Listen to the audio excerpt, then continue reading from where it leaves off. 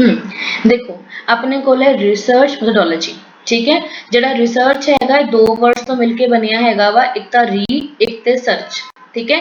री का मतलब होता है अगेन, सर्च मैं हिंदी क्यों नहीं बोल रही, सॉरी सॉरी सॉरी, ठीक है। सो अपने को रिसर्च मेथोडोलॉजी जिसमें हमारे पास दो टर्म है, री और सर्च। री का मतलब होता है अगेन और सर्च का मतलब होता है उसको फाइंड आउट करना, दोबारा से किसी चीज को फाइंड आउट करना। सर्च ऑफ सर्च मतलब जैसे से पहले सर्च हो चुकी है उसको दोबारा से रिसर्च करना। जैसे हमारे पास फोन है, टीवी है, कुछ भी है, उसमें हमारे पास कई कई नई टेक्नोलॉजीज भी आ रही हैं और उसको रीचेक करना, दोबारा से रीबिल्ड करना, कुछ नया इनोवेट करना, दिस इज अ रिसर्च, ठीक है। और इसमें हमारे पास क्या रहता है, इंक्वायरी और इन्वेस्टिगेशन, ठीक है जी।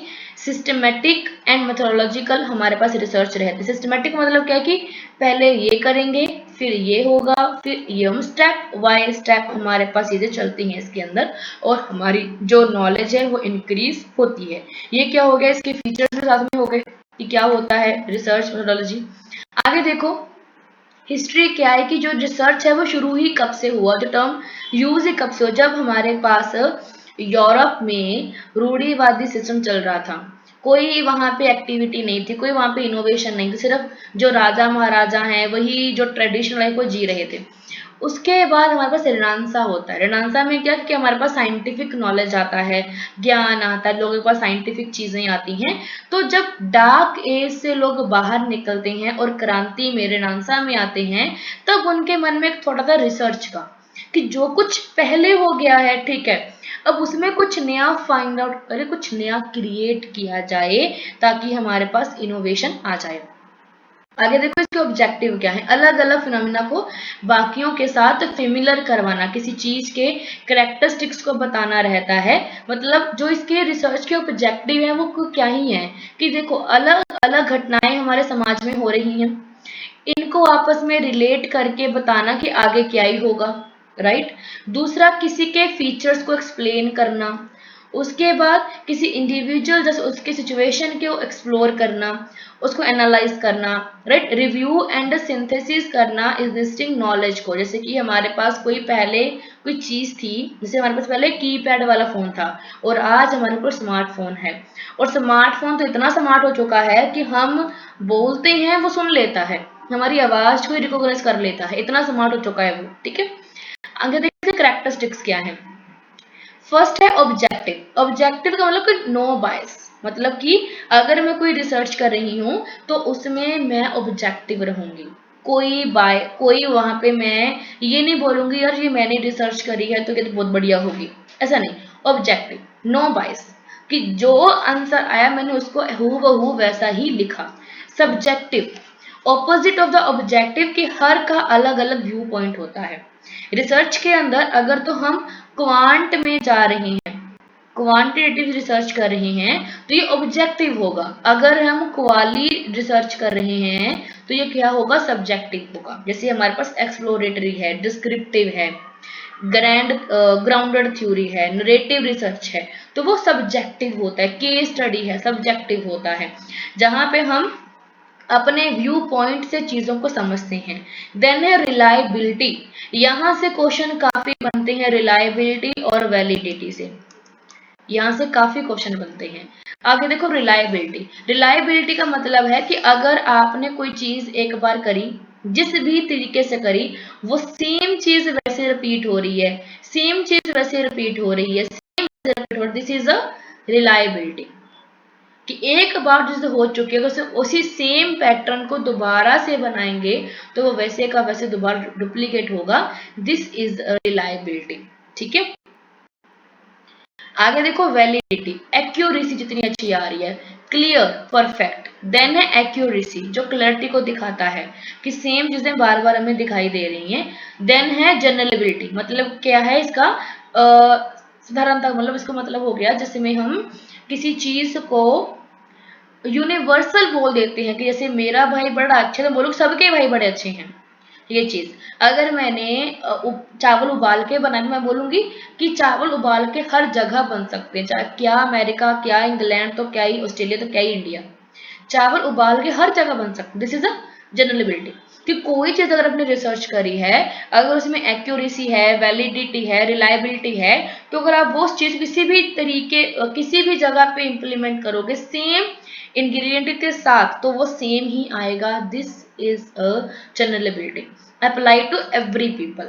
ठीक है, आगे है सिस्टमेटिक, हर काम डिसिप्लिन में करना कि पहले हम ये करेंगे, फिर हम ये करेंगे, फिर हम ये, फिर दोबारा से दिस, फिर दिस, फिर दिस। This is systematic.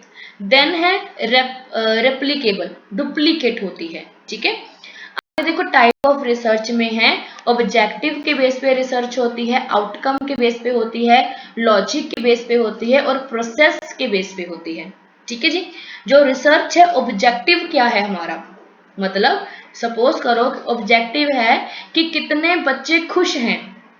ठीक है, तो वो ऑब्जेक्टिव है कि कॉलेज में कितने बच्चे खुश हैं। आउटकम मतलब कि गवर्नमेंट की कोई स्कीम आ गई, वो लोगों पे अप्लाई हो गई और वहां पे रिसर्च हो रहा है कि उसका रिजल्ट कितना आया।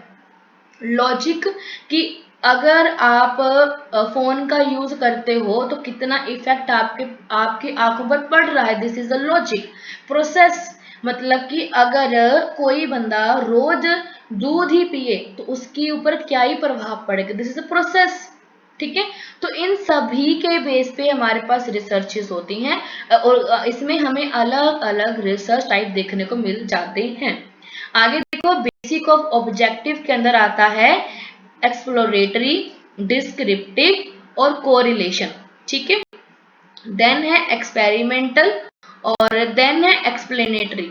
ठीक है जी, तो क्या ही हमारे पास हो गया EDCEE, EDCEE। ठीक है, तो एक्सप्लोरेटरी ऑब्जेक्टिव बेस पे एक्सप्लोर करना चीजों को, जैसे कि होमोसेक्सुअल लोग कैसे हैं, उनकी लाइफ में क्या क्या चीजें हो रही हैं, एक्सप्लोर करना। देन डिस्क्रिप्टिव लिखना। ठीक है, जैसे कि सुनामी आती है तो सुनामी में क्या क्या चीजें होंगी, लोग कैसे बचेंगे, जब सुनामी आ जाए तो कितना नुकसान हो सकता है, वो चीजें। कोरिलेशन, अच्छा एक हमारे पास रिसर्च में आता है कोरिलेशन कोएफिशिएंट। क्या है कोरिलेशन कोएफिशिएंट, इसे पियर्सन ने दिया था, पियर्सन ने दिया है 1993 में। ये आपने अपने दिमाग में रखना है, पियर्सन ने दिया है कोरिलेशन कोएफिशिएंट कि दोनों में कितना, दो वेरिएबल में कितना ज्यादा जोड़ है, कितना ज्यादा उसमें यूनिटी है, कितना ज्यादा उनमें संबंध है, उसको देखना और किसी डायरेक्शन में वो जा रहा है, पॉजिटिव कि negative. Relation between two variable, not cause and effect. ठीक है, फोकस मतलब जहां पे हम सिर्फ फोकस रखते हैं कि इन दोनों का आपस में कितना रिलेशन है। ठीक है, आगे देखें, आगे देखें study less to pass in exam. ठीक है, तो टू वेरिएबल कितना ज्यादा हमें, सॉरी ये तो है कोरिलेशन, सॉरी ये तो चीज था, ये तो जो ये वाला है सीसी वाला, ये तो पता है कितना ज्यादा जोड़ है, बट जो कोरिलेशन है वो संबंध की बात करता है कि अगर ये चीज हुई तो इसका इफेक्ट इस पे क्या ही पड़ेगा, कि two variable not cause and effect. Focus मतलब focus study lead to pass in exam, अगर आप कितना पढ़ते हो कितना उस पर आप पास होते हो। अगर आप 2 घंटे पढ़े कितना पास हुए, 8 घंटे पढ़े कितना पास हुए और 12 घंटे पढ़े तो कितना पास हुए, ये चीजें। देन है एक्सपेरिमेंटल। एक्सपेरिमेंट में क्या होता है कि आप चीजों को कंट्रोल करते हो, मैन्युपुलेट करते हो। ठीक है, उसके बाद आप उसे मॉडिफाई करते हो, उसके बाद आप इसे मॉडिफाई के बाद आ गया आपके पास, मॉडिफाई हो गया, कंट्रोल हो गया, मैनिपुलेट हो गया, दिस इज एन एक्सपेरिमेंट। अगर आपको कहीं पे ये वर्ड दिख जाए ना, कंट्रोल, मैनिपुलेट, मॉडिफाई, है ना, तो वो क्या होगा, एक्सपेरिमेंट होगा। जैसे Red Bull leads more energy, जो रेड बुल पीते हैं उन्हें ज्यादा एनर्जी मिल जाती है। आगे है एक्सप्लेनेटरी, एक्सप्लेन करना, व्हाई थिंग्स हैपन, डाइवोर्स है वो क्यों हो रहा है, वो चीजें। Then on the basis of outcome या फिर क्लासिफिकेशन, तो एक है फंडामेंटल, एक है अप्लाइड, एक है एक्शन, उसके बाद है हो गया हाँ तो फा, तो फा हमारे पास आ गया, अफ्फा हो गया, अफ्फा लिख देते हैं, अफ्फा लिख देते हैं, अफ्फा। तो क्लासिफिकेशन में अफवाह हो गया, ठीक है, कि मतलब अफ गई, क्लासिफिकेशन कर दी, ठीक है। तो फर्स्ट है फंडामेंटल। फंडामेंटल मतलब ओनली इंक्रीज नॉलेज, ठीक है, जो हमारी मूल रिसर्च होती है, जैसे scooty, kinetic energy, gravity, physics, जो हमारी नॉलेज को इंक्रीज करेगी। अगर हम ग्रेविटी के ऊपर रिसर्च करेंगे तो क्या ही होगा, हमें नॉलेज मिलेगा। अगर हम एनर्जी के ऊपर रिसर्च करेंगे तो हमारी नॉलेज ही इंक्रीज होगा, जो हमारी मूल चीजों के ऊपर रिसर्च कर जाती है। देन है applied. From fundamental research applied to form product, example sociology, fundamental and applied, large case. Okay, इसको देख लेती हूँ। अप्लाइड हो गया, एक्शन रिसर्च हो गया। अप्लाइड में हमारे पास रहता है कि जहां पे चीजों को हम फटाफट देखते हैं कि इसका क्या ही कंक्लूजन निकलेगा। एक मिनट देना मुझे।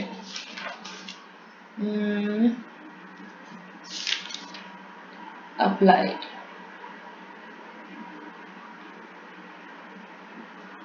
ओके, लार्ज स्केल, ठीक है। जो हमारे पास अप्लाइड है ये लार्ज स्केल पे होगी, पहली बात। दूसरी, जहां पे हम चीजों का कंक्लूजन फटाफट निकालने की कोशिश करते हैं, दूसरी चीज ये वाली होगी। आगे है एक्शन, इमीडिएट प्रॉब्लम सॉल्व करने के लिए। जैसे कि यूट्यूब चैनल हमारे पास है, सपोज हमें कुछ ओपन करना है, कुछ मतलब फोन में दिक्कत आ गया, फटाफट सर्च करते हैं कि भाई ये लोग कैसे ओपन होगा। इमीडिएट सोल्यूशन के लिए एक्शन आता है। अप्लाइड, जहां पे हम चीजों को समझते हैं, उसको हम कंक्लूजन में लेकर चलते हैं कि ये चीज ऐसे कैसे पॉसिबिलिटी में आएगी, एंड यहाँ पे हमारी नॉलेज इंक्रीज होगी, ठीक है। बस ये वाला याद रखना, एक्शन वाला। वैसे तो अभी ये वाला एक्शन तो अब नहीं आएगा, अब अप्लाइड वाला क्वेश्चन बन सकता है। एक्शन वाला सेम है कि जहां पे हम इमीडिएट प्रॉब्लम का सोल्यूशन लेने के लिए रिसर्च करते हैं। देन है on the basis of logic. तो ये हमारे पास है इंडक्टिव और डिडक्टिव, ठीक है। इंडक्टिव और डिडक्टिव। इंडक्टिव का मतलब क्या है, इंडक्शन में क्या करते हो आप इंडक्शन में अपने कुकर में चावल बना के अपने ससुराल वालों को खिलाते हो, सास को, ससुर को, भाई को, पति को खिलाते हो। दिस इज इंडक्टिव, जहां आप खुद रिसर्च करके बाकी थ्योरीज में मैच करते हो कि जो मैंने कंक्लूजन निकाला है वो किधर जा रहा है। डिडक्टिव, भाई ने चावल बनाए, सासू माँ ने बनाए, मम्मी ने बनाए, पति ने बनाए, उन सभी के थोड़े थोड़े चावलों को लेकर मैं अपने चावल जो बना रही हूँ, दिस इज डिडक्टिव। उल्टा हो गया। इंडक्टिव में मैंने अपने इंडक्शन कुकर पे चावल बनाए हैं, तो अपनी स्पेसिफिक बात को सामान्य जनरल होल में लगाना, कि अपनी चावलों को पूरे वर्ल्ड में लगाना, अपनी रिसर्च को पूरे समाज में लगाना, दिस इज इंडक्टिव, ठीक है। ये होता है बॉटम टू अप। जो हमारे पास डिडक्टिव है, इसमें क्या है कि जनरल टू स्पेसिफिक। क्या होता है, जनरल टू स्पेसिफिक। जनरल क्या है, पापा का, पति का, सास का, ससुर का चावल, उनको अपनी ओर लेकर आना, स्पेसिफिक करना, this is deductive. Unknown to known, abstract to concrete, top to bottom, ठीक है। थ्योरी टू कंक्लूजन, ठीक है, यहां से कंक्लूजन टू थ्योरी, ठीक है। आ जाओ आगे। On the basis of process, ये होता है प्रोसेस में क्या आता है, क्वांटी और क्वाली, ठीक है जी। क्वांटी में क्या होता है, जहां पे हम नंबर्स का यूज करते हैं, और क्वाली में जहां हम थ्योरी का यूज करते हैं। तो क्वांट में एन है तो एन फॉर नंबर, ठीक है। आ जाओ आगे। Philosophy of science and scientific method and epistemology, ठीक है। तो फिलॉसफी क्या है, फिलॉसफी के अंदर जहां हम किसी प्रॉब्लम को सॉल्व करते हैं, solve the problem of someone with motivation talk. और फिलोसोफर कौन है, जो स्पीच दे रहा है, ज्ञान बांट रहा है, ठीक है। देखो 5 टाइप होते हैं how we know philosophy do. तो फर्स्ट है नेचर, दूसरा है उसका ओरिजिन, तीसरा है मोटिवेट मेथड कैसा है, चौथा को एनालाइज कैसे कर रहा है, पांचवा सोल्व कैसे कर रहा है। ठीक है, आगे है नॉन साइंटिफिक सोशियोलॉजी में रिसर्च के लिए यूज किया है। नॉन साइंटिफिक में जब सॉरी साइंटिफिक में क्या चीजें आती, साइंटिफिक में क्या है, पॉजिटिविज्म, देन है नॉन पॉजिटिविज्म। अच्छा, एक और नया क्वेश्चन बन सकता है पोस्ट पॉजिटिविज्म। ठीक है जी, जहां पे हम चीजों को ऐसे लेकर चलते हैं कि जो दिखाया जा रहा है वही चीजें हमें मतलब रियल नहीं है, कि जो है, जो हमें दिखाया जा रहा है वो एक्चुअल में अब नहीं है। पॉजिटिविज्म का मतलब साइंटिफिक चीजें, जैसे मैथ है, जहां हम फैक्ट को यूज करते, जैसे कि हमारे पास ग्रेविटी है, ये क्या है, अच्छा फैक्ट क्या है, जो हमारे पास एक कंक्रीट आइडिया है, concrete idea, scientific proven idea, this is a fact. ठीक है, देन है कॉन्सेप्ट, जो लेबलिंग है, पूरे पूरे पाठ की कहानी है, जो लेबल लगा, दिस इज अ कॉन्सेप्ट। जैसे कि ये पूरा जो आपको पढ़ा रही हूँ ये क्या है, रिसर्च मेथोडोलॉजी, तो ये क्या है, कॉन्सेप्ट है। ठीक है, दूसरी चीज फैक्ट हो, कंसेप्ट हो गया, थ्योरी, जो कि जनरल चीजें हैं। ठीक है, जनरल थ्योरी है। ठीक है जी, आगे देखें, देन है नॉन पॉजिटिविज्म। नॉन पॉजिटिविज्म में मैथ यूज नहीं होगा, फैक्ट यूज नहीं होगा, क्या यूज होगा, फिनोमिनोलॉजी, इथनोलॉजी, जहां पे घटना को समझेंगे, जहां पे लोगों को पढ़ेंगे, लोगों की स्टडी। इथनो, इथनो में कौन आते हैं हमारे, गर्फिंकल, कौन आते हैं, गर्फिंकल। ठीक है, और फिनो में कौन आते हैं, एडवर्ड, देन स्क्यूज, देन हैबरमास, ये आपने याद रखना है। देन है epistemology, knowledge plus reason. Epistemology में क्या होता है, नॉलेज प्लस रीजन रहता है, to reason the knowledge. Epistemology मतलब जैसे कि हमारे पास कोई ज्ञान आ जाना, जहां पे हमारे पास रीजन भी है प्लस हमारे पास नॉलेज भी है। देन इमर्जेंस ऑफ सोशियोलॉजी, हमने पूरी कहानी सुना रखी है आपको कि शुरू ही क्यों हुआ हमारा सोशियोलॉजी। देखो, एक तो यूरोप में इंडस्ट्री बढ़ने लग गई थी, राइट, इंडस्ट्री बढ़ने लग गई, तो यहाँ पे जो घरों में रहने वाले लोग थे, ठीक है, वो अपने घर को छोड़ के जो बड़ी बड़ी इंडस्ट्रियल एरिया है वहां मूव होने लग गए।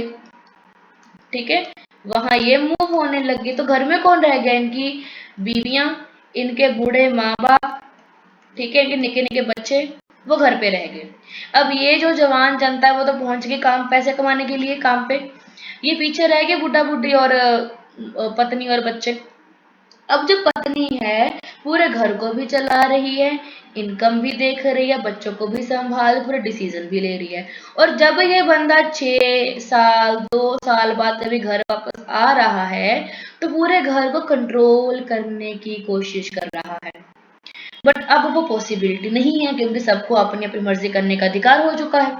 जब ये बंदे को लगे कि यार मेरी पावर घर में कमजोर हो गई, तो क्या करेगा वो, अपनी दहशत फैलाने के लिए मारेगा, पीटेगा, अपने बूढ़े माँ बाप को घर पे छोड़ के अपनी बीवी बच्चों साथ लेकर यहाँ पहुंच जाएगा, इस नए वाले फ्लैट में, नए वाले घर में।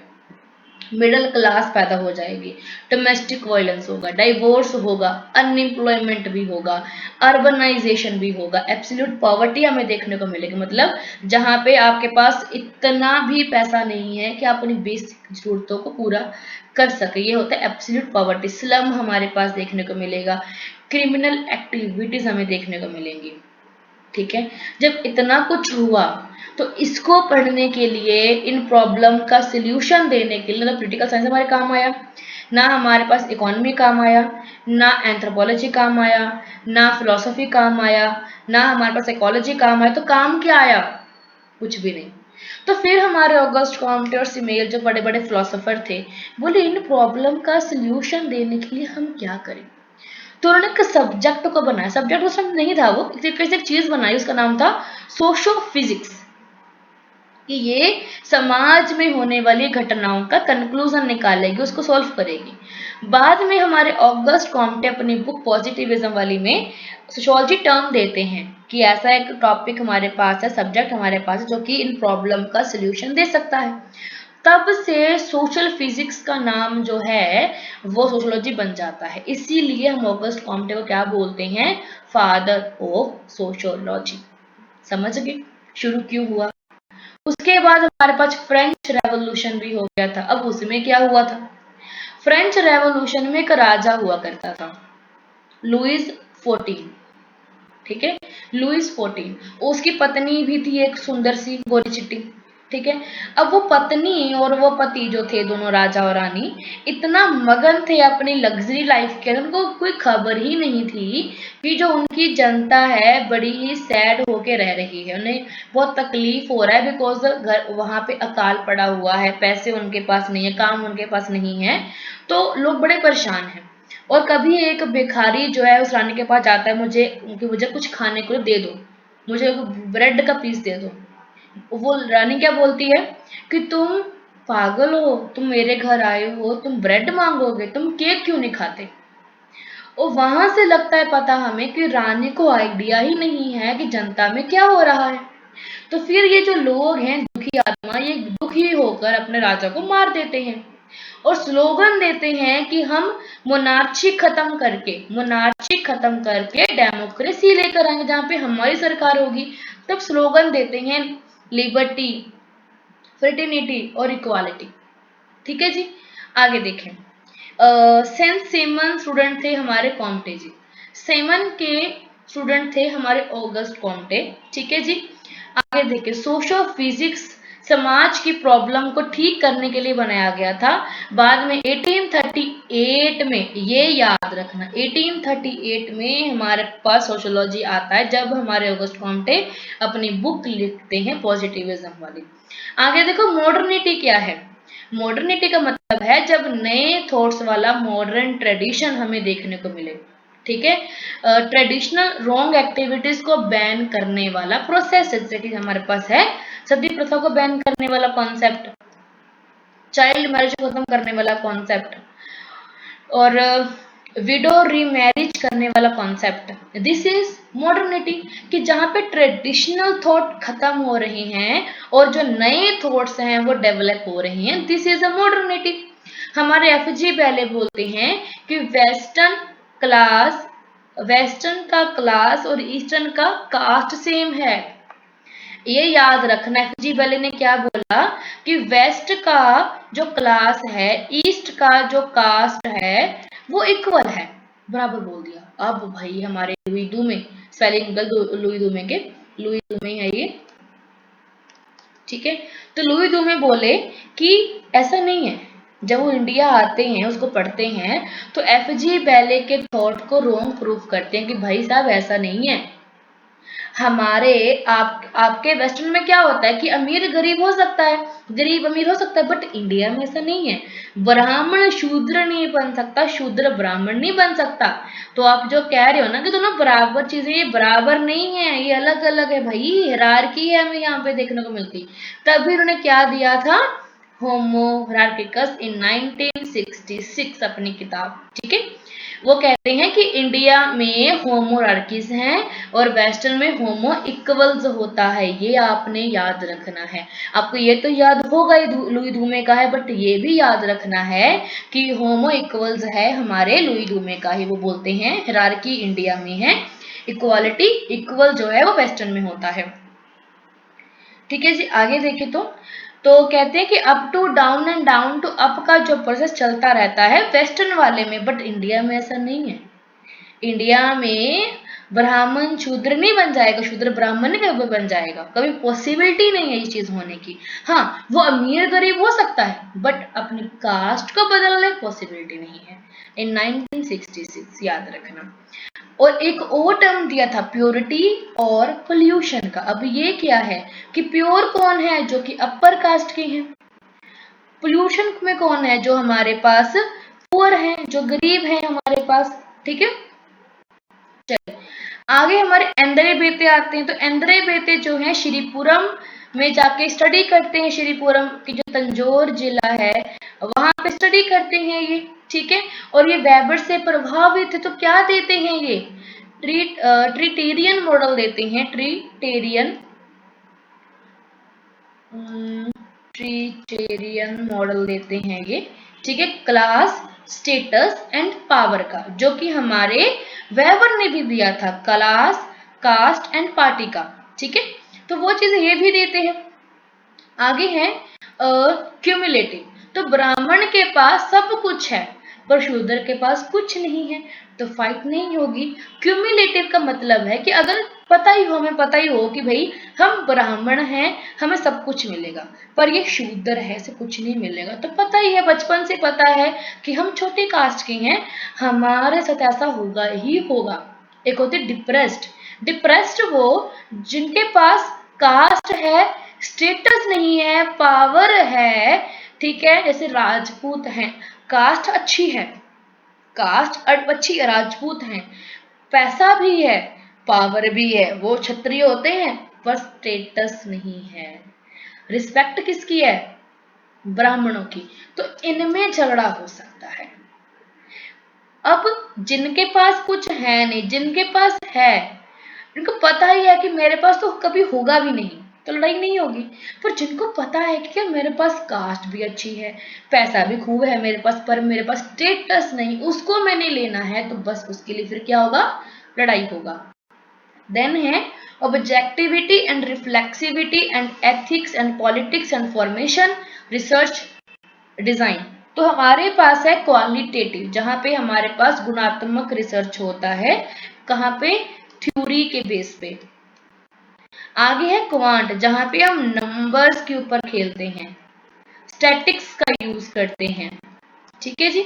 यहाँ पे हम क्वांट में हम ऑब्जेक्टिव हैं और क्वाली में सब्जेक्टिव होते हैं, ये आपने ध्यान में रखना है, ठीक है। यहाँ पे जो भी हमने लिखा वो चेंज कभी नहीं होगा, पर यहाँ पे चेंज हो सकता है हमारे एक्सपीरियंस के बेस पे। जैसे कि आप मेरे को जानते हो, ठीक है, आप मेरे को अच्छे से जानते हो, ठीक है, तो क्वाली आ गया कि यार नहीं मैम बहुत अच्छा पढ़ाती हैं, क्वाली आ गया। बट अगर आपने पहली बार क्लास लिया, देन आपने जो मेरे बारे में अपना फीडबैक दिया, दिस इज क्वांट, ऑब्जेक्टिव होंगे, आपको नहीं पता कि मैं कैसी हूँ, क्या मेरे उस टाइम मेरे मन में था, जब मैंने पढ़ाया, क्या नहीं, देन अच्छा था बुरा था बोलोगे, आप ऑब्जेक्टिव हो। बट जब पता है कि मैम अच्छा करवाती हैं, आज कुछ अलग हुआ है उनकी लाइफ में, कुछ चेंज हुआ, इसलिए आज कुछ चीजें खराब हुई हैं, तो वहां पे आप अपनी स्टेटमेंट को बदल भी सकते हो कि नहीं मैम की तबीयत अच्छा खराब होगी इसलिए उन्होंने अच्छा नहीं पढ़ाया आज, this is true. Then inductive, inductive जहां पे आप खुद चीजों को बना के पब्लिक में पेश करते हो, जनरल टू स्पेसिफिक, अरे उल्टा बोल दिया, यहाँ बोल दिया। इंडक्टिव में होता है स्पेसिफिक टू जनरल, डिडक्टिव में है जनरल टू स्पेसिफिक, ठीक है, ये आपने ध्यान में रखना है। Then Karl Popper, very very important, Karl Popper की बुक है लॉजिक ऑफ साइंटिफिक डिस्कवरी। याद रखना कि प्रॉपर ने प्रॉपर तरीके से साइंटिफिक डिस्कवरी करी है, इंपॉर्टेंट है। इस इंसान को डिडक्टिविज्म करना, कि हर इंसान को डिडक्टिविज्म करना चाहिए, कि जो चीजें बन चुकी हैं उन्हीं में से कुछ निकाल के कुछ नई रिसर्च करनी चाहिए। थ्योरी में कुछ फॉल्स निकाल कुछ बेटर इनोवेट करना। इन्होंने क्या दिया है? फॉल्सिफिकेशन। याद रखना कार्ल प्रॉपर की ये वाली किताब और ये वाला जो कॉन्सेप्ट है, जितनी मर्जी बड़ी स्टेटमेंट आ जाए, आपके पास आ गया साइंटिफिक डिस्कवरी, आपके पास आ गया फॉल्सिफिकेशन, फॉल्स भी आ गया, गलत भी आ गया, डिडक्ट भी आ गया, तो मार करके आना आंखें बंद करके प्रॉपर कोई, ठीक है जी। आगे आ जाओ।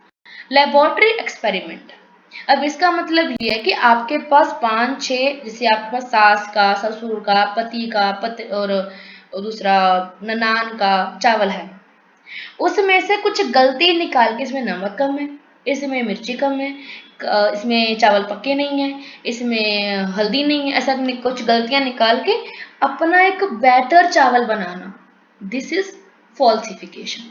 समझ गए अब क्या होता है ये? चलो आगे देखो, लेबोरेटरी एक्सपेरिमेंट। क्यों नहीं कर सकते हम लैब में एक्सपेरिमेंट? क्या हम ह्यूमन को कंट्रोल कर सकते हैं? बिल्कुल नहीं कर सकते। मैं बोल दूं, आपको देख रही हूँ, आप अपना जो है क्या आपसे बोलेंगे, वीडियो ऑन करो, आप बड़े कॉन्शियस होकर बैठोगे।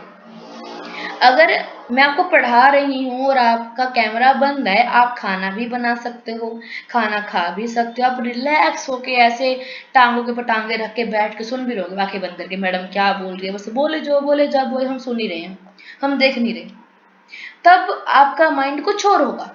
बट अगर मैं कह दूं मैं आपको देख रही हूँ, आपका कैमरा ऑन है, देन आप चौकस होकर बैठोगे मेरे सामने, यार नहीं मैडम देख रही है मेरे को। इसीलिए हम ह्यूमंस को लैब में एक्सपेरिमेंट नहीं कर सकते, बिकॉज वो काफी कॉम्प्लेक्स माइंडेड होता है। ठीक है जी। और society naturally can not unnatural setting. ठीक है, सोसाइटी नेचुरली अपने आप बनती है, उसे हम अननेचुरल वे में कंट्रोल नहीं कर सकते।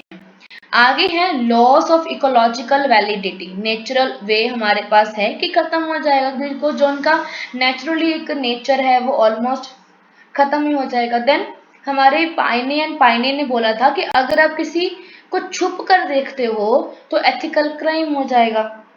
अगर मैं बोल दूं कि भाई मैं तो आपको देख ही रही हूँ, आपको नहीं पता आपको मैं देख रही हूँ, बट एथिकल क्राइम हो जाएगा अगर मैं नहीं बताऊंगी तो। ये भी चीजें हैं।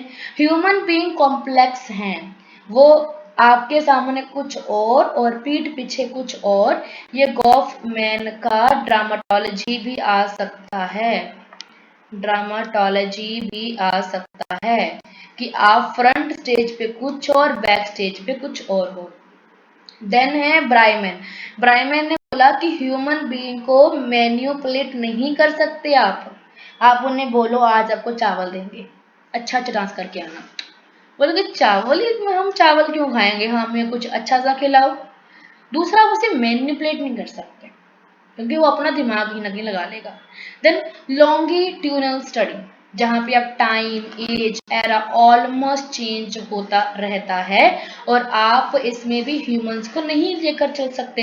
आप लैब में भी किसी बंदे को रख के 15 साल 20 साल स्टडी नहीं कर सकते, बिकॉज टाइम चेंज हुआ है, एज बदला है बंदे का, उसका एरा चेंज हो गया होगा, उसके बालों का रंग चेंज हो गया होगा, उसके बॉडी का स्ट्रक्चर बदल गया होगा, आप उसके ऊपर स्टडी प्रॉपरली नहीं कर सकते लैब के अंदर। देन है डी संस्कृतिकरण, डी सैनिटाइजेशन, कोई फर्क नहीं पड़ेगा बच्चे के ऊपर। ठीक है। देन है क्रिस्मेटिक लीडर, इसके बारे में किसने दिया है, हमारे वेबर ने दिया है, ये आपने याद रखना है। अगर कोई ब्यूटी आए तो उसके कहने पर हम सब कर लेंगे। ठीक है। डिसेंटाइजेशन का मतलब है कि अगर एक बच्चा बोले कि पापा पापा आज हम ना अपने आप अपने बालों कटिंग करवा लो, आपके ना दाढ़ी बढ़ गई है, अपने बालों कटिंग करवा लो बालों की, वो नहीं करवाएंगे, बच्चे ने बोला क्या ही करवाएंगे। अगर वही करिश्मा कपूर आके बोले कि भाई साहब, भाई तो क्या ही बोलेगी कि हेलो मिस्टर आपके बाल काफी बढ़ गए हैं तो प्लीज कटिंग कुटिंग करवा लो, वो फटाफट जाके चाहे वो जितने मर्जी पैसे लगे वो कटिंग करवा के आएगा। This is the power of charismatic leader. Then तो लैब में हम किसी की भी रिसर्च नहीं कर सकते, किसी ह्यूमन का तो बिल्कुल भी नहीं कर सकते, और इसीलिए हमारे पास क्या आया है, फील्ड वर्क आया है कि जहां पे हम लोगों को उन्हीं के बीच में बैठ के ऑब्जर्व करके रिसर्च करेंगे। आगे देखो फील्ड एक्सपेरिमेंट, कि जहां जाके आप लोगों की स्टडी करते हो। प्रॉब्लम क्या है, गोरे लोगों का दूषित के पास जाने से रोकना है। देखो आप फील्ड वर्क करने चले गए, फील्ड वर्क में दिक्कत क्या है कि अगर आप बड़ी कास्ट के हो, आप ब्राह्मण हो, आप शूद्रों के ऊपर रिसर्च नहीं कर सकते। जैसे मैं एक फीमेल हूं, मैं एक मेल के ऊपर रिसर्च नहीं कर सकती हूँ क्योंकि जेंडर डिफरेंस है। This is a big problem. जैसे मेरा ड्रीम था, ड्रीम तो क्या ही था, मेरे मन में ये था कि मैं मेल डोमेस्टिक वायलेंस के ऊपर काम करूं, बट मुझे बोला गया कि तुमने नहीं करना बिकॉज वो मेल, तुम फीमेल हो, तुम उनके पास जाओगे उनका दिमाग खराब होगा, उनके वाइफ का दिमाग और खराब हो जाएगा, वो चीजें होंगी। तो वो दूसरा जो अपर कास्ट के लोग हैं, वो छोटे कास्ट के लोगों के पास नहीं जा सकते बिकॉज रिस्ट्रिक्शन है, अपवित्रता है, वो चीजें हमें देखने को मिलती हैं। और जब एंद्रे बेते श्रीपुरम में जाके रिसर्च कर रहे थे तो उनको ब्राह्मणों ने शूद्रों के पास नहीं जाने दिया था। ठीक है, देन है सिसन, क्या है इधर, एक मिनट, हाँ सीसन है हमारे पास। ठीक है, वो बोलते हैं बिजनेस हेल्प करते हैं, लेबर हेल्प नहीं करी है, जो कि हमारे पास मॉडल है इनका। ठीक है, बिजनेस और लेबर का। ठीक है जी, आगे देखिए।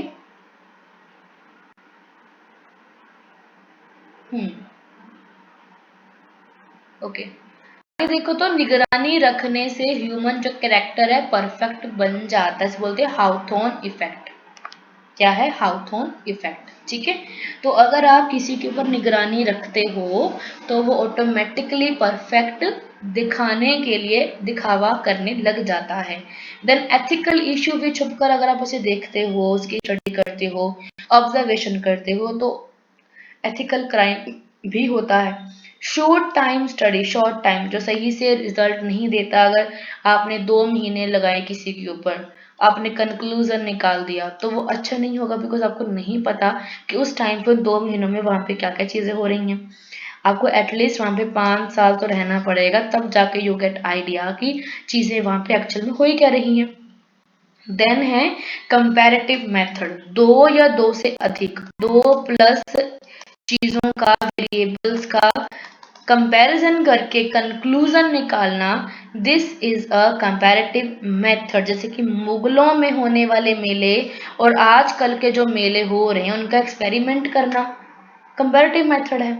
ठीक है, बेनिफिट क्या है? कोई प्रॉब्लम नहीं है कि हम बैठे बैठे कंपैरिजन कर सकते हैं कि मुगलों में मेले कैसे हुए, आजकल के मेले कैसे हैं। घर बैठे रिसर्च हो रही है, हम घर से ही थ्योरी बना सकते हैं, लॉन्ग टाइम को स्टडी कर सकते हैं घर बैठे बैठे।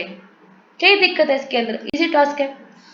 डिसएडवांटेजेस क्या हैं? कार्ल मार्क्स ने यूज किया था, दरखिम ने यूज किया है, वेबर ने यूज किया। पेपर में पूछा जा सकता है कि इसको यूज किसने किया है, तो हमारे पास हमारे कार्ल मार्क्स ने, हमारे दरखिम ने, हमारे वेबर ने। देन हमारे पास है नेक्स्ट, हाँ क्रूसोल, इसका मतलब हमारे पास जो जेल होती है। ठीक है, जेल, जेल क्रिसल, कि जो जुविलियन है या फिर जो हमारे पास क्राइम करने वाले लोग हैं उनको सही रास्ते पे लेके आने के लिए जेल में रखा जाता है ताकि वो रीसोशलाइज हो सके। आगे है इंटरप्रेटिव अप्रोच, मतलब क्या है? समाज को बेटर तरीके से समझना। इंटरप्रेटिव के बारे में हमारे पास किसने बात किया है? तो वेबर ने बात किया है, दिमाग में रखना। इंटरप्रेटिव आ जाए, अंडर स्टैंडिंग आ जाए, सोशल एक्शन आ जाए, इन तीनों का समन्वय आ जाए, सब तीनों चीजें मिक्स एक ही लाइन में आ जाए, तो आंखें बंद करके मैक्स वेबर मार्क करके आ जाना। अगर अकेला सोशल एक्शन है तो कंफ्यूजन हो सकता है कि वेबर आएगा कि पार्सन आएगा, बट अगर सोशल एक्शन है, इंटरप्रेटिव है, अंडरस्टैंडिंग लिखा हुआ है, वरस्टहैन लिखा हुआ है, वरस्टहैन लिखा हुआ है, तो वहां पे आपका वेबर आना लाजमी हो गया। ठीक है, आगे देखो, लोगों को मिलकर समाज को समझना, उनकी स्टडी करना। ह्यूमन और नॉट, कि ह्यूमन जो है वो रॉबोट नहीं है, उनमें अपना माइंड, अपना दिमाग होता है। देन है एट्रीब्यूशनल अप्रोच, जीएस गुरे ने दिया है इसको। ठीक है, याद रखना जीएस गुरे ने क्या दिया, एट्रीब्यूशनल अप्रोच। पेपर में आ सकता है। कौन बंदा है जो एट्रीब्यूशनल अप्रोच की बात करता है? तो वो हमारे जीएस गुरे हैं, कि करेक्टर बताना पड़ता है बाहर के लोगों को, किसी को समझाने के लिए उसके फीचर्स बताने पड़ते हैं। जैसे कि मैं बोलूं मेरा ये जो पानी है बड़ा शुद्ध है, बड़ा अच्छा है, टीडीएस उसका बहुत बढ़िया है, उसको मैं समझाना पड़ेगा कि मैं पानी कैसे कैसे कैसे कैसे यहाँ तक मेरा पहुंचता है, कि पहले कहाँ आता है, फिर कहाँ जाता है, फिर कहाँ जाता है, फिर कहाँ जाके मेरे पास आता है। दिस इज द समझाना कि मेरा पानी शुद्ध है, प्योर है, अल्कलाइन है। This is the attributional approach. ठीक है, देन है सिंबॉलिक इंटरेक्शनिज्म, दो लोगों के बीच में लैंग्वेज के बेस पे इंटरेक्शन होता है। तो मीड, कूले ने दिया है, स्क्यूज हमारे पास स्क्यूज ने भी दे रखा है। एक्सक्यूज होगा, कुछ ना वर्ड्स मेरे ऐसे लिखे हुए, बिकॉज मेरा हिंदी मीडियम था तो बोलते रहे मैडम तो मैं लिखती रही ऐसे ऐसे बिना देखे कि क्या ही इसका आंसर होगा, तो स्क्यूज हमारे पास हो सकता है इसका answer.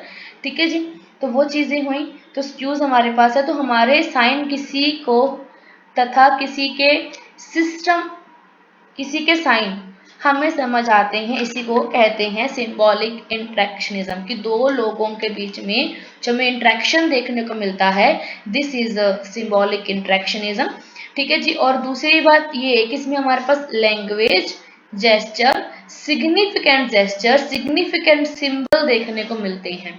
Significant gesture and symbol human के पास होते हैं, और बाकी जो सिंगल जो लैंग्वेज है, जो नॉर्मल जेस्चर हैं, वो एनिमल्स के पास भी होते हैं, पर सिग्निफिकेंट इंपॉर्टेंट वाले सिंबल और लैंग्वेज ह्यूमन के पास ही होते, इसको हम समझते हैं। लेबलिंग थ्योरी हमारे बेकर ने भी दिया है और हमारे गॉफमैन ने भी दिया है, ये भी आपने याद रखना है। लेबलिंग मतलब किसी को बुरा भला बता देना, ये चोर है, ये मतलब मर्डरर है, ये रेपिस्ट है, this is the labelling theory. ठीक है, सेल्फ फुलफिलिंग प्रोसेस होता है कि कुछ जो टैग लगा दिया आप वैसे करने लग जाते हो, कि किसी ने बोल दिया कि तुम ऐसे हो, ठीक है भाई ऐसे ही हैं, ऐसे करेंगे, लेबल लगा देना किसी के ऊपर। ठीक है, तो हार्वर्ड बेकर ने दिया तुम बड़े बेकार हो, बेकार ने क्या दिया है तुम बड़े बेकार हो, तो बेकर ने दिया है बेकार हो लेबलिंग थ्योरी। ठीक है, और ये चीज गोफमैन ने भी दिया है अपने ड्रामेटोलॉजी के अंदर। आगे है फिनोमिनोलॉजी, मतलब लाइव एक्सपीरियंस जानना किसी के बारे में, किसी घटना को समझना, किसी घटना को समझना, this is a phenomenology. Simple सी बात है, जैसे कि कोई एक्सीडेंट हुआ है तो आस पास के लोग उसके बारे में क्या ही बोल रहे हैं कि वो कैसे हुआ, गाड़ी आई, बाइक आई, क्या हुआ, कैसे हुआ, दिस इज उस टाइम पे लोगों ने क्या देखा, क्या समझा, वो क्या बोल रहे हैं, दिस इज अ फिनोमिनोलॉजी। ठीक है, सोशियोलॉजी के वजूद पर वार करता है, सोशियोलॉजी में सुधार की तरफ जाता है, इसको एडफर्ड ने दिया, फिर हमारे स्क्यूज ने दिया, देखो स्पेलिंग देखो स्क्यूज के हैं, स्क्यूज ने दिया, उसके बाद हमारे पास जो है हैबरमास ने दिया है। ठीक है, हैबरमास ने दिया है, और उसके बाद हमारे जो एडवर्ड हुसरल हैं, वो एडमिड लिखा, एडवर्ड एडवर्ड एडवर्ड जो हुसरल हैं, ये कौन है, हमारे इसके फादर हैं फिनोमिनोलॉजी के। आगे है क्वाली और क्वांटी यूज करना चाहिए, ये कहते हैं डाटा के अंदर। ठीक है, आगे है रिसर्च मेथोडोलॉजी। ठीक है जी, तो इसमें देखें तो क्या ही होता है कि टेक्निक ऑफ डाटा कलेक्शन कैसे, प्राइमरी सोर्सेस मतलब जो हम घर से भाग भाग के खुद अपनी मेहनत कर डाटा कलेक्ट करते हैं, जैसे कि अपन सर्वे हो गया, इंटरव्यू हो गया, जहाँ फील्ड वर्क हो गया, ऑब्जर्वेशन हो गया। देन सेकेंडरी सोर्सेज जो हम दूसरों के डाटा को चोरी करके कॉपीराइट करके अपना डाटा बना के पेश करते हैं, this is secondary sources. somebody other collect data, newspaper, internet, theory, article, इनका यूज करके अपना थ्योरी में यूज करना, दिस इज सेकेंडरी सोर्स।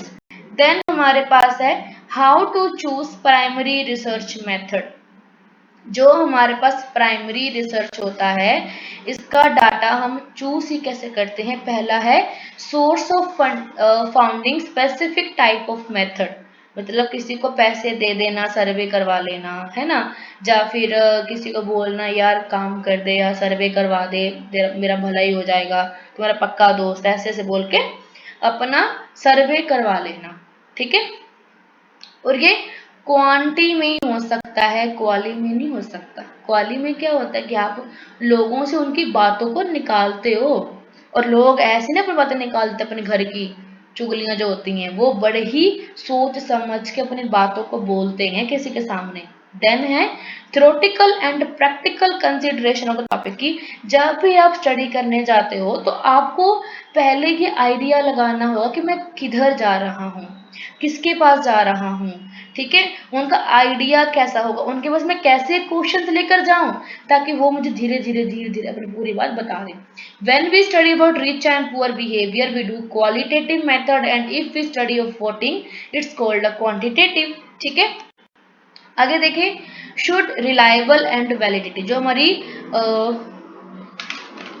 यहाँ पे क्या था, एक मिनट,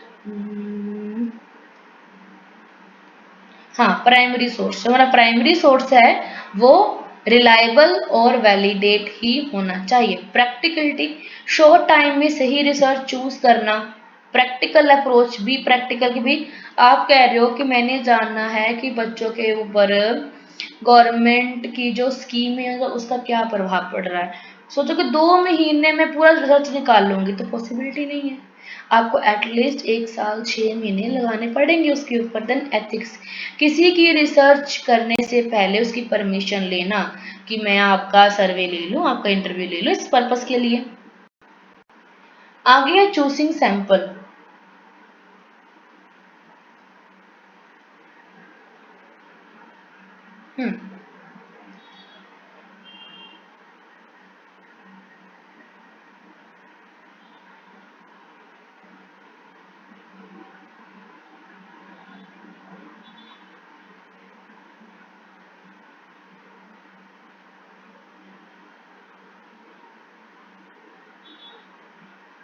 हाँ जी, choosing sample, sample is a part of a large population. Sample का मतलब क्या होता है कि आपके पास एक बड़ी सी कोई चीज है, आपके पास 5 किलो चाय है, 5 लीटर, 5 लीटर चाय है आपके पास, चाय चाय चाय, ठीक है, उस 5 लीटर चाय को आप जो सैंपल के तौर पे एक आधे से कप में जो चाय पीते हो वो क्या है, सैंपल है उस 5 लीटर चाय का। ठीक है, sample is a part of a large population.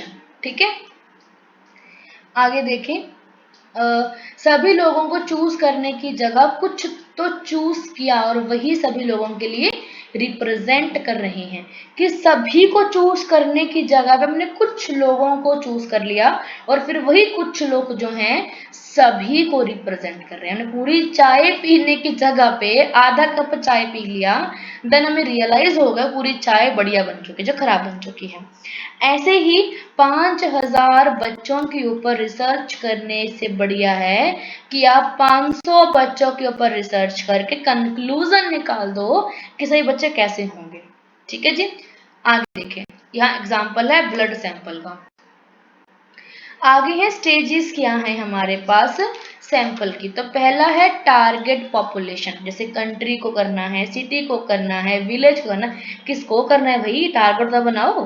Then sample का फ्रेम बनता है, डाटा कौन सा लोगे, सेंसिस वाला, इलेक्ट्रॉल रजिस्टर वाला, या फिर आप कहाँ डाटा कहाँ से लेकर आओगे, मतलब आपने डाटा कहाँ से लेना है, आपने इंटरव्यू से लेना है, आपने अपना कोई सर्वे करवाना है, आपने फोन पे कोई बातचीत करनी, कहाँ से डाटा इकट्ठा करोगे वो आप फ्रेम बनाओगे। देन सही तरीके से सैंपल इकट्ठे करने हैं, हिंदू एंड मुस्लिम बराबर से इकट्ठा करना करेक्ट प्रोपोर्शन के अंदर। मतलब अगर आप एक सिटी में स्टडी कर रहे हो और आपने देखना है कि सिटी में कितने लोग खुश हैं, तो आपको जितने उसमें हिंदू हैं, जितने उसमें मुसलमान, जितने क्रिश्चियन, जितने जैन, बुद्ध, सभी को इक्वली डिस्ट्रीब्यूट करके उनकी पॉपुलेशन के हिसाब से जितना परसेंट लेना है, सपोज 1%, 2%, 5%, उतने ही लोग वहां से निकाल के अपने आंसर में लेकर आने होंगे। ये नहीं है कि हिंदू तो 50 है तो 25 ले लो, मुस्लिम से बनती नहीं तो वही उसको तुम 1-2 को ले लेंगे,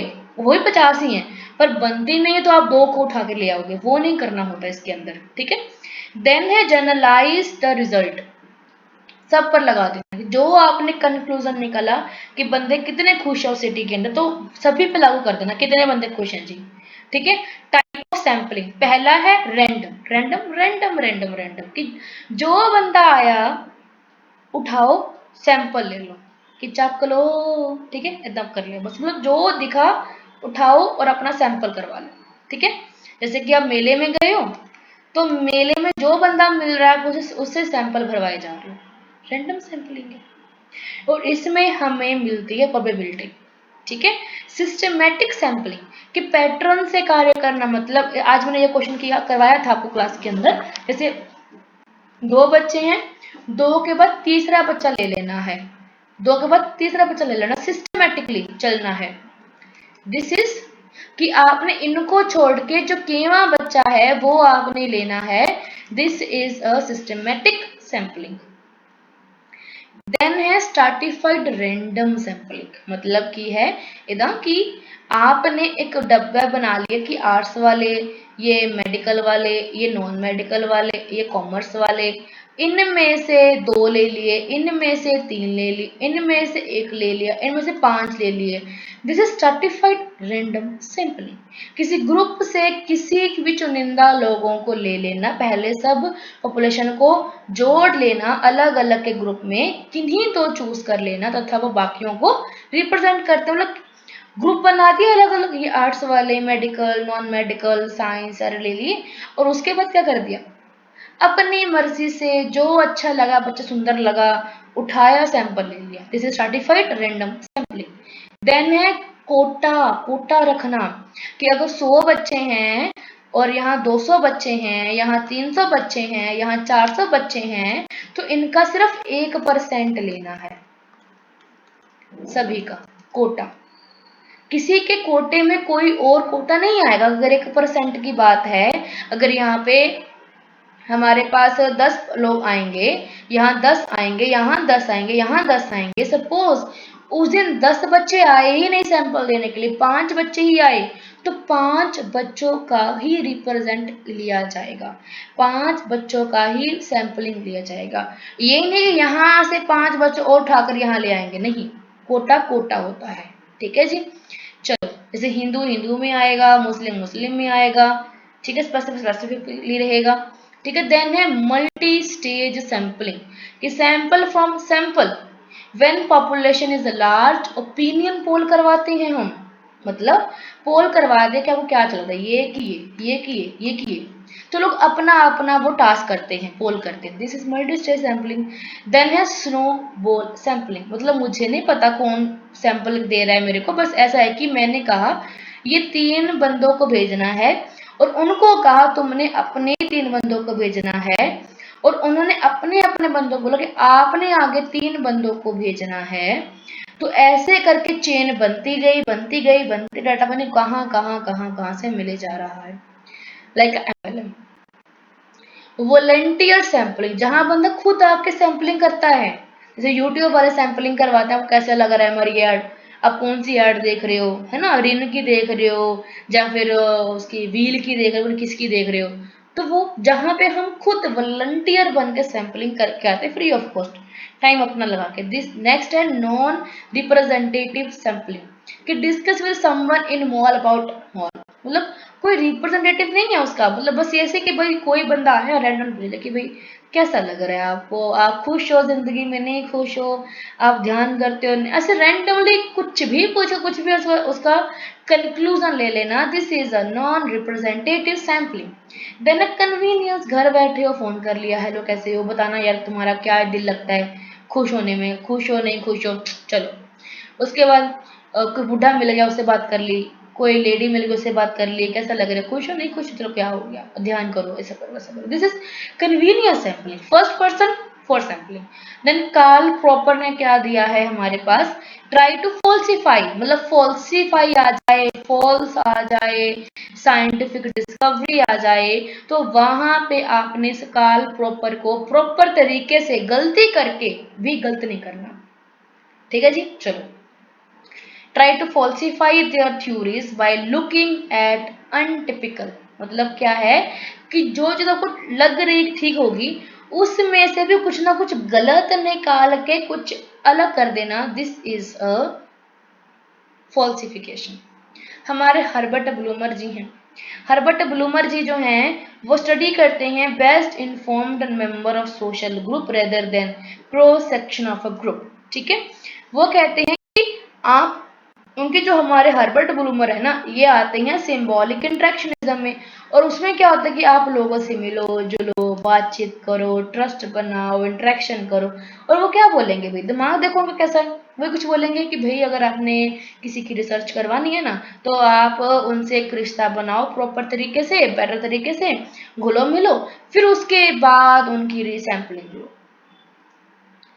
ठीक है, आगे है हाइपोथेसिस। इसका मतलब तो कल्पना करना, इमेजिनेशन करना किसी चीज को लेकर। ठीक है, तो साइंटिफिक प्रूव करना। थीसिस क्या होता है, साइंटिफिक प्रूवन चीज, और हाइपो एक इमेजिनेशन। ठीक है, थ्योरीज क्या होती है, थीसिस क्या, साइंटिफिक प्रूवन है, जैसे ग्रेविटी है, ग्रेविटी है हमारे पास। ठीक है जी, हे भगवान, ग्रेविटी है हमारे पास। ठीक है, तो ये है थीसिस। हाइपो इमेजिनेशन, जैसे हम बोल रहे हैं एलियन है हमारे पास, घोस्ट हैं, ये क्या है, हाइपो है। जैसे मेरे छोटे बच्चे हैं, मुझे क्या बोला दीदी, ब्लैक मैजिक होता है, और क्या पूछा था, और भी काफी ऐसे क्वेश्चन पूछे थे मेरे से, दीदी ये होता है, ये ना ऐसे बोलते हैं, ऐसा कुछ नहीं होता ब्लैक मैजिक। मैंने कहा होता है, नहीं होता, भूत होते हैं, मैंने कहा नहीं वो भी नहीं होते, नहीं होते हैं दीदी, वो होते हैं, ये नहीं होते। काफी ऐसे ना ऊपर टाइम से क्वेश्चन पूछ रहे रात को बैठ के सब जन, ऐसे दीदी ऐसा होता है। अच्छा, उसने बोला दीदी फ्यूचरी क्या होता है, फ्यूटरी, फ्यूटरी, हाँ फ्यूटरी क्या होता है, सिर्फ फ्यूचर नहीं बोला, दीदी फ्यूटरी क्या होता है, मतलब फ्यूचर होता है। एक पूछा दीदी हमने प्लांट लगाया, इसको क्या बोलेंगे इंग्लिश में, उसको सिखाती होगी मैडम उसकी वो चीजें, इंग्लिश ट्रांसलेशन बोली, इसको दीदी क्या बोलते हैं इंग्लिश में। फिर उसके बाद और भी जो रहती हैं चीजें ना, वर्ल्ड मीनिंग, ये मैंने कहा हाँ सब पूछ ले मेरे से क्या क्या होता है। Then the research with limited evidence is called hypothesis. जब आपके पास proper evidence ना हो, this is called a hypothesis. ये दो प्रकार की होती है mainly, एक अल्टरनेटिव, एक नल हाइपोथेसिस। अल्टर का मतलब है जब दो चीजों के बीचों का संबंध पता लग जाए, दिस इज अल्टरनेटिव। जैसे कि मैंने कहा था कि आजकल के बच्चे खुश नहीं हैं, ये मेरी क्या थी, हाइपोथेसिस थी। और जब मेरा कंक्लूजन आया सेम यही था कि भाई आजकल के बच्चे खुश नहीं हैं, अल्टरनेटिव आ जाकर H1 लिख दूंगी। अगर मैंने कहा आजकल के बच्चे बहुत ही खुश हैं और कंक्लूजन आया कि बच्चे बिल्कुल भी खुश नहीं हैं, तो क्या होगा, नल हाइपोथेसिस की दो चीजों के बीच में मुझे कोई भी रिजल्ट जहाँ यूनिटी या कोई संबंध रिलेशन नहीं देखने को मिल रहा। एरर आ गया, खराबी। टाइप 1 एरर, बहुत ज्यादा खराबी, बहुत ज्यादा, एक्सट्रीमली चीजें खराब। टाइप 2 एरर, कम खराबी है, कम खराबी है। फैक्ट, यार ये चीजें मैंने आज आपको उसमें करवाई थी अपने क्लास के अंदर। ठीक है, फैक्ट क्या है, जैसे कि कोई साइंटिफिकली प्रूवन चीज है, फैक्ट है, सच्चाई है, ट्रुथ है, ग्रेविटी, ये फैक्ट है। ठीक है, कैपिटल ऑफ इंडिया दिल्ली है, सच है। यूनिवर्सल ट्रूथ बातें हैं, sun rise in the east, universal truth है। और कंसेप्ट क्या है, किसी चीज को किसी ने समझा कैसे है, उसकी विचारधारा क्या है, लेबल क्या लगा दिया है, दिस इज अ कॉन्सेप्ट। जैसे अब मैं समझा रही हूं, ये मैंने क्या बोला, रिसर्च मेथोडोलॉजी है, this is a concept. Then है लाइव हिस्ट्री, किसी इंसान की हिस्ट्री को जानना, this is a live history, Amitabh Bachchan की हिस्ट्री को समझना। देन है Polish peasant went to America and this write by Jackinsis, motivate करने के लिए, समझाने में हेल्प की, हार्डवर्क करो, है ना। यहाँ पे क्या लिखी थी मैंने कहानी, दखीम ने इंडक्शन दे रखा है, फोकस इंडक्शन प्रोसेस, किसानों के ऊपर रिसर्च हुआ था, पॉलिश पीजेंट के ऊपर, कि कैसे वो पैसे कमाने के लिए अमेरिका जाते हैं, है ना, कि आपको हार्डवर्क करना पड़ता है वहां पे जाके, काफी स्ट्रगल करना पड़ता है, तो उनको मोटिवेट करने के लिए उन्होंने पूरी रिसर्च करी थी। देन एलन ब्राइमन बोला लाइफ हिस्ट्री को बायोग्राफिकल मेथड है, जहां हम किसी के बायोग्राफी को समझते हैं। ये अनस्ट्रक्चर्ड इंटरव्यू होता है, अनस्ट्रक्चर्ड इंटरव्यू, हम कुछ पूछते हैं, कोई भी आंसर अपना दे रहा होता है, कि सवाल से सवाल पे सवाल, this is life history by the Bryman, ठीक है, याद रखना। किन प्लूमर ने प्लूमर ने बोला है एनालिटिकल इंडक्शन, दूसरों को देखकर आगे बढ़ना, मतलब अगर आपने किसी को देखा आगे सक्सेस करते करते होते हुए, आप उसको देखते आगे जो बढ़ रहे हो, this is a analytical induction है लाइव हिस्ट्री के अंदर। देन है मैरिया माइज ने बोला है, ये फेमिनिस्ट है, ठीक है, बोलते डोमेस्टिक वायलेंस कम हो जाएगा अगर गर्ल्स अवेयर हो जाएं कि भाई किसी लेडीज का तो ऐसा कुछ हुआ था कि उसको जान से मार दिया गया, अगर मैंने नहीं मरना है तो मुझे आवाज उठाना पड़ेगा, ठीक है। रे 2 देखना, रे 2 मूवी, उसमें ये चीज दिखाई गई है, ये वाला तो लाइन दिखाया गया है रे 2 के अंदर, ठीक है, कि कैसे सब लेडीज जो है पहले दुखी होती हैं लड़के से, बाद में एक लड़की को लोग अवेयर करते हैं कि देखो उसने ऐसा हो गया, उसके पास ऐसा हो गया, वो लड़की ने सुसाइड कर लिया, तुम अगर आवाज नहीं उठाओगे तो कुछ कुछ भी नहीं होगा। फिर जो लेडी है आवाज उठाती है, केस करती है, फिर जाके चीजें बेटर हो पाती हैं, ठीक है। आगे है specific type of case study which deal individual life stories बोलते हैं उसे, ठीक है।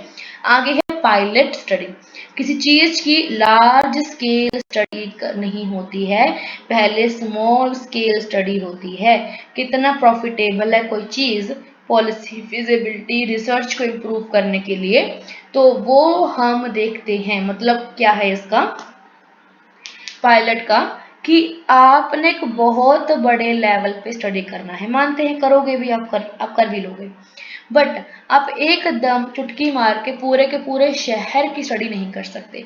उसके लिए आपको टॉपिक बनाना पड़ेगा, पहले मैं इस पे स्टडी करूंगी, फिर यहाँ पे, फिर यहाँ, फिर यहाँ, फिर मिक्स कर दूंगी, ठीक है।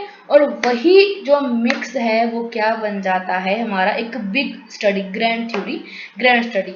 तो पायलट का मतलब है कि छोटे छोटे एरिया के ऊपर पहले स्टडी करके उसको बाद में मिक्स कर देना, ठीक है। आगे देखें है ना, जो हमारे पास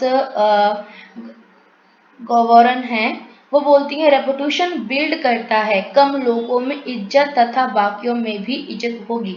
मतलब अगर आप यहाँ पे स्टडी कर लिए, फिर यहाँ कर लिए, फिर यहाँ कर लिए, फिर यहाँ कर लिए, आपका नाम बनेगा, भाई बंदा पढ़ाई कर रहा है, बंदा काम कर रहा है, चीजें बढ़िया हो जाएंगी। देन है रिसर्च स्किल इंप्रूव होता है। देन हमारे पास है सोशल सर्वे, तो इसको हम अपनी नेक्स्ट क्लास में देख लेते हैं।